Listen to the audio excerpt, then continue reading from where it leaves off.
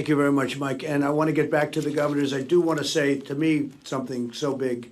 The FDA has approved a compassionate use for a significant number of patients. We have a drug called chloroquine. A derivation would be hydroxychloroquine, which I hear even better about. It's a common malaria drug.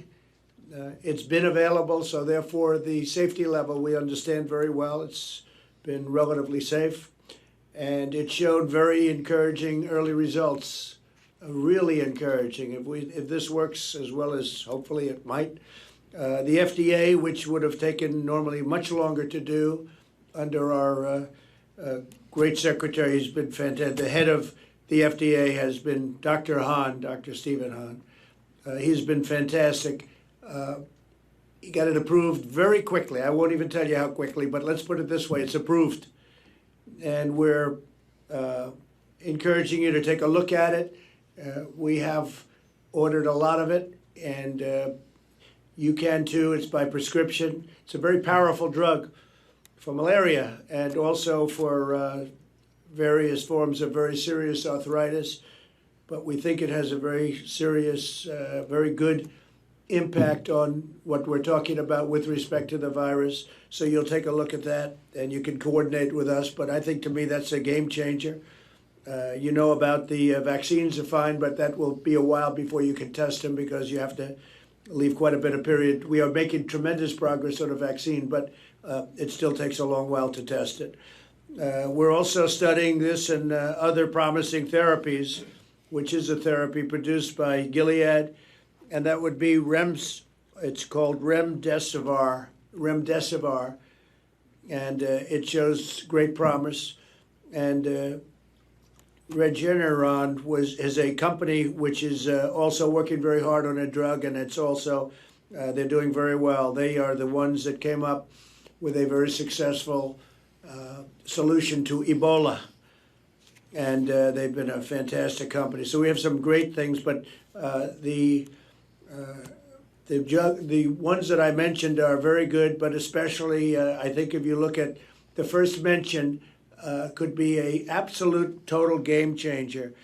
And with that, I think we'll go back to this is by prescription, but states can issue it, and we have it approved by the FDA. And I think it's going to be something that will be very interesting to see. We're going to know very quickly, but we've had some very good tests, and it's been successful. So let's take a look. To me, that's probably the most important thing that anybody can say, if it works. But we have it approved for safety. And I want to thank the FDA for acting so quickly. It was incredible how quickly. This was something that would have taken years, and they got it done almost immediately, based on the past history of the drug. Thank you very much. But I have to answer this phone, all right? The situation in California. La même chose. Hein? Exactement. The same mess. Same mess. We have 3 states where it's really bad: California, New York, Washington. And we are at home too. I've worked from home all week. You can still work at home? Yes, I have. All of my files, all of my work is on the computer, so I can do my work on the computer at home. But the courts have closed, so there's no trials, positions, no court appearances, no court at all. But I still have plenty of work to do on my computer. I still work 10 hours a day. Oh, good. Even that. Are the Americans gonna be paid during this curfew?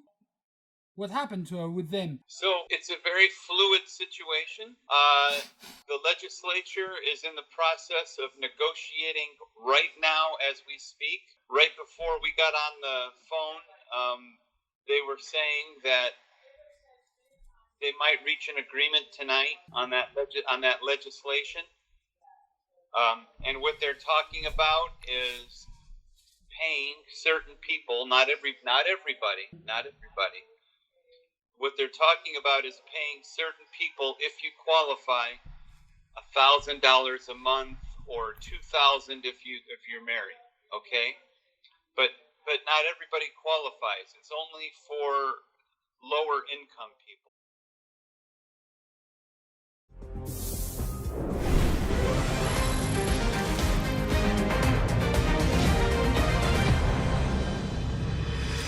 Grenzendicht. Zur Eindämmung der Corona-Epidemie hat Deutschland nun ebenfalls seine Grenzen für den privaten Verkehr geschlossen. Der Bundespräsident zeigt sich aber zuversichtlich, wir werden das Virus besiegen.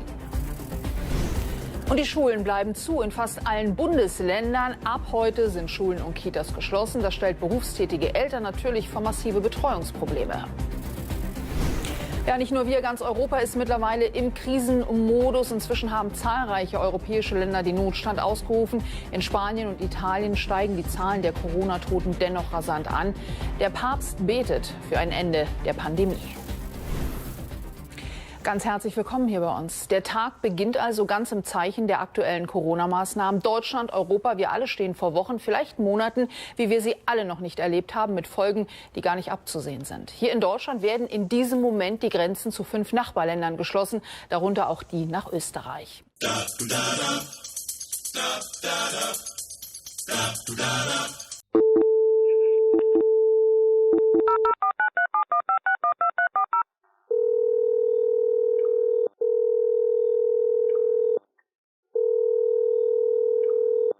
Guten Morgen, André. Ja, bonjour Arno, grüß dich. Grüß dich. Also, meine Frage, wie geht es euch? Ja, gut soweit. Gut soweit. Ja? Ich gehe davon aus, in Bezug auf die Maßnahmen, dass du zu Hause bleiben musst. Naja, nee, es ist nicht ganz so schlimm oder besser gesagt nicht ganz so streng bei uns. Also zur Arbeit darf ich gehen Ja. und Leonore im Krankenhaus ja sowieso. Mhm. Und die Isabella arbeitet auch im Krankenhaus, die macht Praktikum, also so gesehen, ne, und ansonsten die Schulen sind zu und die Kleine, die Letizia, die ist zu Hause und der Fabian ist in Spanien, der kommt jetzt auch momentan dort nicht weg, also ja, ist sozusagen, aber dem geht's soweit auch gut, so von daher, ja, was soll ich sagen, ne, ist momentan erstmal alles mehr oder weniger neutral. Und bei dir? Also, Sie haben noch das Wort benutzt, Confinement, das heißt eigentlich, dass Sie die räumliche Beschränkung beschränkt sich auf das Zuhause. Ja. Wir dürfen einkaufen gehen. Ja. Ansonsten streng verboten. Und die manche Präfets haben auch die Maßnahmen getroffen, eine Sperrstunde ab 20 oder 22 Uhr. Okay. Also eine totale Sperrstunde nachts. Okay. Ja. Ja. Das ist schon spannend. Ja, das ist, wie gesagt, das in der DDR war es auch so. Ja. Alles so. Hattet ihr zur DDR-Zeit Sperrstunde? Nee, das nicht. Aber zumindest du konntest halt nicht irgendwie aus dem Land raus und so weiter. Ne? Also ist schon ein bisschen anders, klar. Okay. Leere Regale in den Geschäften, also nicht ganz leer, aber viele Dinge gibt es nicht zu kaufen, weil die Leute im Prinzip alles gehamstert haben, also ganz viel gekauft haben. Und also ist schon, es sind schon so ein paar Parallelen, aber natürlich nicht direkt und nicht die gleichen Ursachen und so, ne? Mhm. Also du hast mir gesagt, Lebensmittelgeschäfte sind offen. Ja. Andere Geschäfte haben zu, wie zum Beispiel Mediamarkt oder solche Geschäfte, genau, Hellweg. Genau so, ja. Wir haben nur Lebensmittelgeschäfte, Apotheken und diese Sachen. Okay. Ne? In Frankreich gibt auch die Polizei Strafgeld für Leute, die gegen diese Maßnahme stoßen. Ja, das ist prinzipiell hier auch so, aber zumindest hier in Chemnitz habe ich noch nichts erlebt oder so, dass da irgendwie kontrolliert wird oder sowas. Aber gut, das ist momentan noch relativ entspannt oder relativ wenig Kontrollen, was ich in Chemnitz hier erlebe. Aber in Chemnitz gab es auch noch keine Toten und in Chemnitz ist noch relativ ruhig. Mhm. Aber das kann sich natürlich ändern. Ja. Hast du auch aus Frankreich von dem Professor Didier Raoult gehört? Ne. Der der Laborführer von dem Französischen Institut in Marseille für Virologie. Und der hat eine Medizin entwickelt namens Chloroquin. Und das wäre momentan das einzige und das beste Heilmittel gegen diese Epidemie. Naja, es gibt da ganz viel, in Deutschland gibt es auch irgendwo immer, wo sie sagen, da gibt es eine Firma, die irgendwas entwickelt und also das ist alles, da ist jeden Tag, wird da eine neue Sau durchs Dorf getrieben. Oder also praktisch jeden Tag gibt es da neue Nachrichten, die eine Hälfte glaubt man, die andere Hälfte besser nicht. Das ist ein bisschen konfus in Deutschland. Ja. In Na, nicht Frankreich nur in Deutschland, ich glaube, das ist überall ein bisschen konfus und da versuchen alle in solchen Situationen immer mit irgendwelchen wichtigen Neuigkeiten auf allen Kanälen, Facebook und Nachrichten. Ja. Ich glaube, man sollte da nur die Hälfte glauben. Also vieles davon ist einfach auch nur Sensation. Professeur, pour revenir à cette proposition d'utilisation de la chloroquine comme traitement pour le coronavirus, que pensez-vous, comment se fait-il qu'il y ait un débat d'experts actuellement, un débat entre scientifiques et médecins, quant à l'utilité et à l'efficacité de ce traitement? Écoutez, je pense qu'il y a un malentendu que l'on peut concevoir quand on ne fait pas partie du monde scientifique et qu'on appelle ça la communauté scientifique ou les experts au sens large. Chez nous, il y a une évaluation de ce qu'est les experts. Alors je vais vous montrer, par exemple, le site le plus simple d'utilisation, qui est un site international, hein, c'est pas à nous, pour identifier ce qu'est un expert. Donc vous tapez sur Google, sur Internet, Expertscape, et puis dedans, donc Expertscape, vous rentrez le mot-clé. Pour les maladies infectieuses transmissibles, ça s'appelle Communicable Disease. Ok. On appuie sur Show Expert, et Show Expert, vous savez qui c'est, qui est Show Expert. Et donc, je suis désolé, mais je suis le premier expert, et non seulement ça, mais si vous regardez dans les endroits dans lesquels ça se passe, en particulier, vous regardez à Marseille, vous voyez, eh bien, vous trouvez que les seuls experts mondiaux qui soient lisibles en France, dans cette zone-là, sont ceux de Marseille, vous voyez. Et donc, quand on marque INSERM, en réalité, c'est Marseille.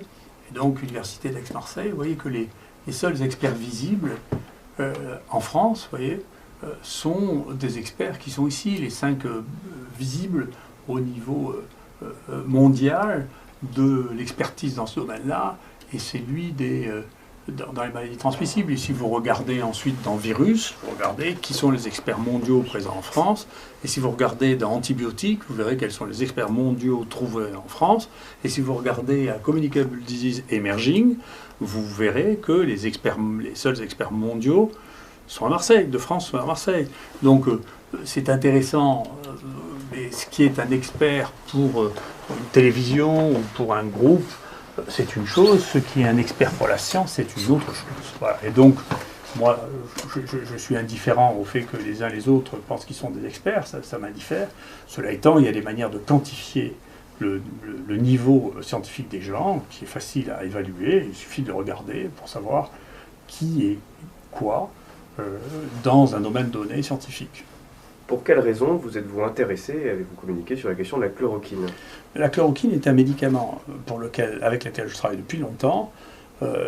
J'ai été le premier à utiliser l'hydroxychloroquine dans le traitement des maladies infectieuses aiguës, en particulier pour les bactéries intracellulaires, pour lesquelles on n'arrivait pas à éradiquer les microbes. Donc pour 2 maladies, la fièvre Q et la maladie de Whipple, j'ai suivi personnellement 4000 de ces personnes depuis 30 ans, que j'ai traitées avec de l'hydroxychloroquine pendant en moyenne 1 ou 2 ans, dont j'ai fait les dosages dans le sang. J'ai regardé, depuis 4 ans et demi, on a fait 2000 dosages d'hydroxychloroquine dans le sang. Et donc j'ai une énorme expérience de ce médicament dans les infections. Et depuis longtemps, on pense que ce qui marche pour les bactéries intracellulaires, c'est-à-dire qu'ils se multiplient dans les cellules, doit marcher pour les gros virus parce qu'ils rentrent par les mêmes mécanismes, ils vivent dans les mêmes vacuoles. Et la chloroquine influence le sac dans lequel se logent les microbes qui rentrent dans les cellules. Et donc ça fait 13 ans qu'on a écrit notre première revue avec Jean-Marc Rollin sur l'usage potentiel de la chloroquine dans les infections virales. Et ensuite on a suivi ce sujet, et quand les Chinois ont publié leurs tests sur le coronavirus chinois, dans le journal Cell, hein, c'est pas de la fantaisie, c'était le 4e coronavirus qui était testé pour la chloroquine, 2 des coronavirus qui circulent beaucoup en France, qui sont des coronavirus humains, qui sont très communs, un qui était le SARS et un qui est maintenant le coronavirus chinois. Donc c'est 4 virus différents, testés par des équipes différentes, qui donnent des résultats qui sont comparables. Et comme la concentration dont on a besoin pour empêcher la culture du virus au laboratoire est une concentration qu'on peut atteindre avec les doses que nous utilisons pour le traitement des malades, c'était assez logique de passer à ça. Comme en plus de ça, c'est des médicaments dont on connaît la sécurité, dont on connaît le dosage, parce qu'ils sont extrêmement utilisés, bien entendu. Les Chinois qui avaient fait une déclaration, dès la publication de l'efficacité de la chloroquine, ont dit on va tout de suite l'essayer. C'est ce qu'ils ont fait. Et peut-on faire confiance aux Chinois lorsqu'ils disent qu'il faut essayer la chloroquine et qu'il faut l'utiliser ? Si vous voulez, c'est insultant comme question. Ces gens se posent cette question. Si c'était une maladie purement américaine, qu'il n'y ait que les Américains qui aient soigné cette maladie, et que le Center for Disease Control ou le président des États-Unis disent écoutez, maintenant il faut traiter ces malades avec ça, personne ne discuterait ça. Là, que des gens qui n'ont jamais traité une infection à coronavirus aient une opinion sur les gens qui ont 20 essais en cours et pour lesquels les éléments ont été suffisants pour que le gouvernement et tous les experts chinois, c'est des experts qui corrélent au coronavirus, hein, pas que sur le papier, c'est leur métier, hein, prennent une position officielle en disant maintenant il faut traiter avec de la chloroquine les infections à coronavirus, c'est déraisonnable de dire écoutez, les Chinois on s'en fiche. Non, c'est pas comme ça. Après, bien entendu, chacun sait qu'entre le moment où on a les premiers résultats et le moment où on fait une publication internationale acceptée, il faut un certain temps. Il est bien possible que la finalisation de l'ensemble de cette publication arrive au moment où il n'y aura plus du tout de coronavirus parce que le temps se sera réchauffé. Donc bien entendu, ils ont pris une mesure de santé publique qui est de communiquer aussi rapidement que possible, comme on le fait dans un congrès. Donc tout le monde fait ça. C'est simplement parce que c'est les Chinois qui font ça que, je sais pas, les gens disent c'est pas sûr parce que c'est les Chinois. Donc pour l'instant, comme il n'y a pas d'autre alternative qui soit crédible, entre donner un médicament qui a été testé par les gens qui ont le plus de connaissances au monde sur une maladie et essayer une nouvelle molécule en disant écoutez, peut-être que cette nouvelle molécule marche, il faut revenir à une réflexion basique, si vous voulez, qui n'est pas une réunion d'opinion, mais une réunion de factuellement, qu'est-ce que vous avez qui vous permet de dire que le gouvernement chinois et tous les scientifiques chinois qui font une information prioritaire se trompent. Si vous étiez touché par le coronavirus, prendriez-vous de la chloroquine ? Oui. Merci. Le problème, et on le redit sans arrêt, c'est qu'il faut que les gens se lavent les mains très régulièrement. D'accord ? Quand tu vas aux toilettes, avec les poignées de porte, etc., il faut désinfecter, mais tout passe par une désinfection de la peau. C'est le meilleur protecteur, si tu veux. Hein ? Qu'on soit bien d'accord là-dessus. Après, dans les milieux comme nous, dans les milieux médicaux, etc., il faut un nettoyage des surfaces pratiquement tous les 3 ou 4 heures avec alors une triple protection qui est donc déjà de laver avec un produit virucide. Ensuite, tu laves à l'eau claire et ensuite tu fais une application de Javel, 5 litres de Javel pour un berlingot de Javel. Ça, c'est les protocoles hospitaliers. Donc, il y a à chaque fois un triple nettoyage de toutes les surfaces qui vont avant tout être celles qu'on utilise nous en service de réanimation, service d'urgence, etc. Quoi, si tu veux. Voilà. Hein. Là, la formule, elle est simple. Si tu veux te procurer, il faut acheter un produit virucide. Tu fais de l'eau claire et après tu passes une solution d'eau de Javel qui reste dans tout le cas la meilleure solution. Voilà, donc ça tu peux faire ça très régulièrement sur les surfaces les plus communes. Mais on redit bien qu'il faut surtout nettoyer les mains. Alors pas forcément avec une solution hydroalcoolique, avec du savon de Marseille, Basal, Arnaud. D'accord. Voilà, tout simplement avec de l'eau. Par contre, il faut se laver les mains 6 à 7 fois par jour. Ça, on est d'accord. Hein, c'est simplement apprendre les gens à se laver, si tu veux, Arnaud. Voilà. Ouais, le problème, il est là, quoi. Ah ouais. Voilà. Oui. Ben moi, j'avais déjà cette habitude en raison du psoriasis. Bien sûr. comme toi qui font ça, qui n'ont pas attendu le coronavirus pour avoir une hygiène très correcte. Mais bien sûr, on est d'accord, hein. On est d'accord. Et alors, la grande question, les masques, est-ce qu'ils sont utiles ou inutiles? Alors, les masques au tout venant comme ça, c'est complètement idiot. Hein, voilà. Par contre, nous les soignants, on va devoir, donc nous on en a déjà, mais c'est au compte-gouttes. Là, j'espère qu'on va les avoir rapidement. Et puis surtout, toute suspicion de patients qui pourraient avoir un peu de température, je suis pas certain, puisque dans 40% des cas, les gens n'ont pas de température. Les gens qui toussent, eh bien, il faut, voilà, très vite, il faut leur faire mettre un masque pour éviter les postillons. En fait, c'est pour ça qu'on demande aux gens d'être à 1 mètre. Parce que le virus peut toucher les muqueuses au niveau des lèvres, mais également au niveau des paupières, hein, des yeux. Voilà, ce sont les 2 précautions à prendre. Maintenant, il est complètement illusoire de vouloir mettre un masque à tout le monde, d'autant que ton masque, il va prendre les postillons de la personne en face de toi, et au bout de 3 heures, tu peux en changer, quoi. Hein. Voilà, alors on est en train de réfléchir, si tu veux déjà là. J'avais posé la question naïvement, comme tu me connais un petit peu, en disant est-ce qu'on pourrait pas mettre les masques au micro-ondes pour les désinfecter, etc. Parce qu'il y a des études qui ont montré que au-delà de 56 degrés, le virus ne résiste pas. Voilà. Alors maintenant, comment on fait au niveau d'un micro-ondes? Quelle température doit-on mettre? Est-ce que ton élastique il va pas fondre? Voilà, tu vois, on est vraiment en pleine incertitude. Mais il est illusoire de vouloir faire mettre un masque à tout le monde, quoi, si tu veux. D'accord. Est-ce que, par exemple, un torchon, j'ai entendu dire qu'un torchon pouvait avoir une efficacité relative? Du tout, ça sert à rien. C'est un tissu parce que tu as des microparticules. Donc les masques que l'on fait, alors tous les gens sont en train de préparer des masques, ça ne résiste pas, si tu veux, parce que ce sont des microparticules qui vont traverser ces tissus, si tu veux.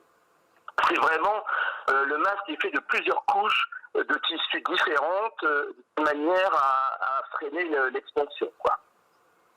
Ah, d'accord. Voilà, c'est ce qu'on dit. Lavez-vous les mains, tout ça c'est essentiel. Et puis désinfecter toutes les parties communes, les poignées de porte, etc. Bien sûr, ça il faut le faire, mais c'est de l'hygiène normale, Arnaud. On n'a rien inventé là-dessus. D'accord. J'ai entendu dire que ce virus pouvait rester en suspension dans l'air pendant 20 minutes, quelque chose comme ça? Alors, 3 heures. 3 heures. 3 heures? Mais, non, mais 3 heures. Mais si tu veux, dès que tu as postillonné, ton virus, il descend en même temps que ton postillon, quoi, si tu veux.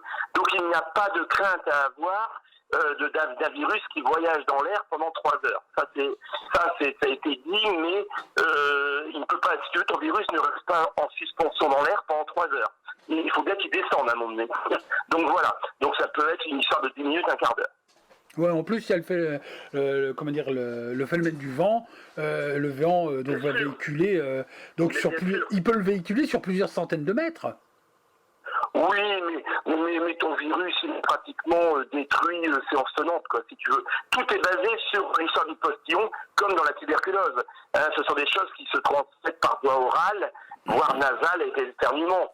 Voilà, et très très vite, ça tombe au sol. Donc il n'y a pas de danger à voir.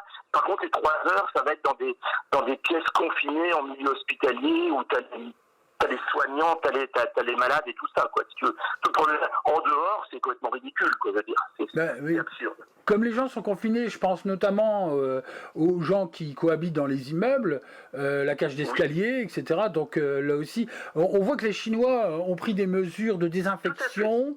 Alors, est-ce qu'elles sont efficaces?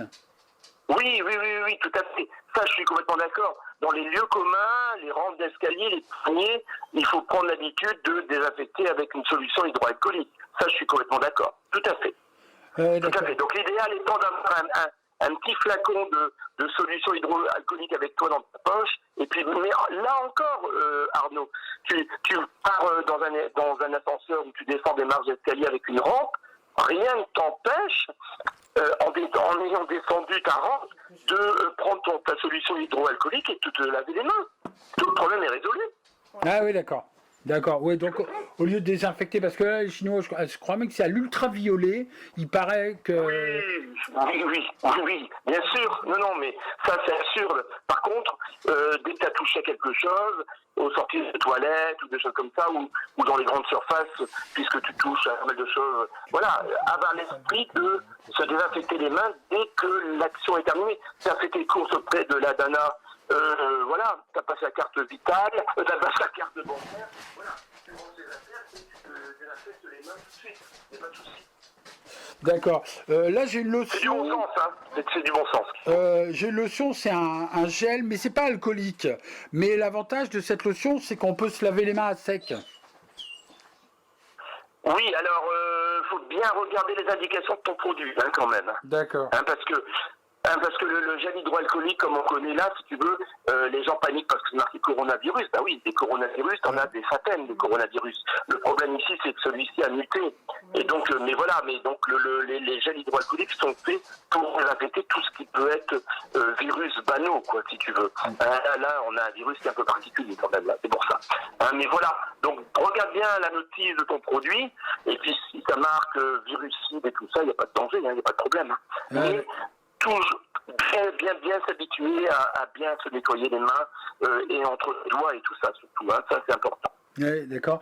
Est-ce que une personne contaminée fabrique des anticorps et on va dire que son organisme s'est donc protégé par son système immunitaire, mais est-ce qu'il pourrait être réinfecté une deuxième fois? Alors, normalement, avec une étude courte ici, non, elle ne devrait pas être réinfectée. Le problème, c'est qu'elle va se vacciner, il va y falloir quand même plusieurs semaines. C'est pour ça qu'on commence à voir, nous, en France, plus de 1600 personnes qui ont fait le Covid-19 et qui sont pris parce qu'elles se sont immunisées.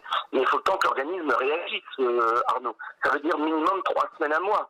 Et donc, tu as le temps de casser ta pipe sur les 15 jours, 3 semaines, quoi. D'accord. Il y a le problème. D'accord. Oui. Quand tu étais en activité, tu étais en milieu hospitalier, dans quel service? Les urgences? J'y suis encore, hein. Ah, d'accord. Encore, et nous... Ah oui. Donc là, moi, si tu veux, j'étais à la consultation douleur à Cambrai au Cateau 3 jours par semaine, malgré que je sois en retraite, mais je travaille encore 3 jours par semaine. Donc là, j'ai annulé toutes mes consultations pour réintégrer des services où ça va être ce qu'on appelle les services de patients post-passage par la réanimation. Donc nous, on va les avoir après, si tu veux. Ah, d'accord. Ben ouais, mais t'es quand même en première ligne. Ah, bah, c'est le copine dire, oui, Arnaud. Allez, en première ligne, ça c'est sûr. D'accord. Le coronavirus, on en parle beaucoup au niveau mondial, mais si on le compare à une grippe normale, cette grippe qui fait aussi des centaines, voire même des milliers de morts dans le monde, quelle comparaison peut-on faire entre ces deux virus? Voilà, alors le virus de la grippe, là il fait en moyenne, on a encore regardé avec Martine parce qu'on était étonnés, ça fait 6 000 à 7 000 morts en France par an, si tu veux. D'accord? Oui. Les gastro-entérites, ça fait des milliers de morts, enfants comme personnes âgées. Donc si tu veux, actuellement on est concentré là-dessus parce que le virus semble beaucoup plus contagieux que les autres virus de la grippe. Ça va beaucoup plus vite. Mmh.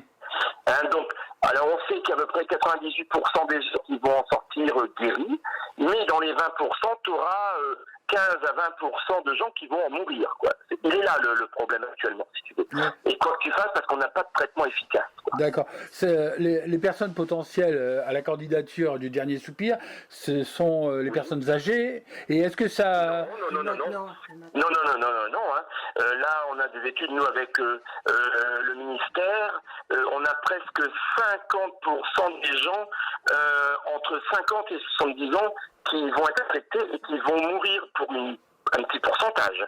Donc ce ne sont plus uniquement les personnes âgées, loin de là. Là aujourd'hui, on a des gens qui meurent en dessous de 50 ans. Ah ouais, donc ça concerne vraiment tout le monde. Hein. Ah oui, alors ce qu'on peut dire statistiquement pour le moment, c'est qu'en dessous de 30 ans, il n'y a pas de cas. On n'a pas de décès de gens en dessous de 30 ans. D'accord. Voilà, mais qu'entre 30 et forcément plus de 75 ans, il y a de la casse, ça c'est sûr. On le sait maintenant statistiquement, si tu veux. Et autant, pourcentage même Pardon? Le pourcentage est le même entre les personnes âgées, fort âgées et... Ouais, est-ce qu'on a la même proportion entre les personnes âgées et les adultes? Si tu veux, les personnes âgées, tu vas plutôt avoir ce qu'on appelle des comorbidités. C'est-à-dire que des gens qui sont insuffisants respiratoires, insuffisants rénaux, insuffisants cardiaques, ces gens-là, ils vont pas y couper, quoi. Je veux dire, ils vont y rester, quoi. Hein, d'accord? Par contre, ce qui nous inquiète, nous, c'est qu'on ne comprend pas pourquoi des gens de 50 ans qui semblent être en bonne forme se retrouvent en réanimation et intubés. Ça, on n'arrive pas à le comprendre pour l'instant. On ne sait pas. On ne sait pas. D'accord. Est-ce qu'on a les structures pour pouvoir traiter ces candidats potentiels à la réanimation en France? Alors, au niveau de la capacité en lit, tu veux dire, c'est ça? Oui. Alors, on a à peu près 7000 lits de réanimation en France. Ça, ce sont les lits normaux. D'accord. Par rapport à l'Italie, on est quand même mieux équipé. Attention, on va pas faire cocorico, mais on a un système de santé qui tient la route, néanmoins. Bon, maintenant, si ces 7000 lits sont dépassés, tu es obligé de prendre ensuite les lits d'urgence qui vont être affectés à la réanimation, sauf que nous ne sommes pas, nous, formés les médecins pour faire de la réanimation. Moi, je suis incapable de faire aujourd'hui de l'urgence et de la réa, et encore moins de la réa. Donc, si tu veux, tout le problème t'aura beau avoir la logistique, si tu n'as pas la masse de médecins réanimateurs et d'équipes de réanimation en fonction, tu peux pas aller plus loin, quoi, Arnaud, tu comprends? Et en plus, si les collègues dégringolent en même temps, ça va encore compliquer la solution, quoi. Eh oui, parce qu'ils sont exposés plus que... bien sûr. Que les autres. Bien sûr. Voilà, et là, on a nos collègues, là, on a entendu nos informations ce midi, là, ils viennent mourir à Lille, ils viennent de Compiègne, 67 ans, donc c'est-à-dire qu'il a mon âge, il est en retraite, urgentiste, et il vient d'y rester, quoi. Il est décédé aujourd'hui à Lille. Ah ouais, c'est quand même assez fulgurant, c'est-à-dire au moment où on détecte, où on dépiste un positif au coronavirus et la date de son décès, la période écoulée est assez courte. 3 semaines. 3 semaines. Autrement dit, ce foutu virus, il dessoude quelqu'un en 3 semaines. Oui. Oh la vache. 3 semaines ou mieux, c'est-à-dire en dessous. Oh là là, ouais, c'est vrai que ça fait peur. Hein. Ah ben oui que ça fait peur. C'est pour ça qu'on n'arrête pas de dire, mais bon sang, restez chez vous, quoi. Moi tu diffuses le truc, même à l'école. Enfin, moi je vois des trucs, des jogging, des trucs là, des gens qui vont chercher du Coca-Cola en grande surface, alors que il y a des gens, c'est honteux, quoi. Les Français ne comprennent pas. Les Français ne comprennent pas. Bah en fait, il faut rester chez soi. Ouais, mais c'est un confinement total, puisque je te dis, le gouvernement autorise la sortie pour faire des courses, le autorise pour aller travailler, donc on est vraiment perdu. Hein. Complètement. Moi, je suis pour le confinement total. Hein. De toute manière, nous, les médecins, on est pour le confinement total. Ouais. Couvre-feu à 18h le soir, ça c'est clair. Et puis, confinement total et uniquement sortie pour les actes essentiels de la vie, quoi. Donc, tout ce qui est professionnel de santé, mais également les policiers, etc. On fait travailler quand même dans les usines, il faut leur fournir des masques. Et on n'a pas le choix, parce que sinon, la chaîne logistique va s'écrouler complètement, le système économique va s'écrouler. Donc, je veux dire, aujourd'hui, moi, qu'Amazon lève un peu le pied, je le comprends tout à fait. Par contre, je ne comprends pas la Poste, je ne comprends pas la SNCF, je ne comprends pas tout ça. Parce qu'ils font partie de la logistique indispensable, si tu veux. Ouais. Ok. Bah, je te remercie. Voilà. Je te remercie beaucoup de toutes ces informations. Évidemment, je vais en tenir compte parce que j'avais l'intention demain de faire un reportage à Lons-le-Saunier pour montrer une ville déserte, mais au dernier renseignement, ça devient trop dangereux. C'est ça. Donc, insiste bien sur l'hygiène. Se poser en Tchéquie et les mecs pour faire le transfert, ils ont piqué tous les masques. Oui, j'ai entendu. Oui, j'ai entendu un cas de vol, il y a du marché noir. Voilà, alors là c'est en Tchéquie, il y a carrément une cargaison complète de masques qui a été, c'est simplement scandaleux, quoi. Voilà. Donc moi, si tu veux, toutes les informations que je peux te donner, elles sont vérifiées parce que nous on est en première ligne, hein, donc on essaye de savoir par-ci par-là ce qui est raisonnable de faire, mais nous notre principale solution c'est de dire aux gens, restez chez vous, restez chez vous. D'accord. Voilà, et puis bien se laver, bien vous laver les mains surtout. C'est ça les 2 grands principes.